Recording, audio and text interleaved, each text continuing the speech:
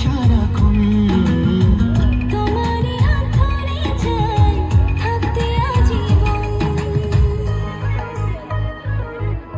জানি না কেন যে শুধু তোমার কথা বারে বারে মন চায় দেখতে তোমার মুখটা। দিদিকে বলি গা টিফিন খাওয়া নেবে খিদে লাগে নাই দু চোখে তোর স্বপ্ন লুকোচুরি করে কবি হবে আমার। চাই না কিছু আমি যে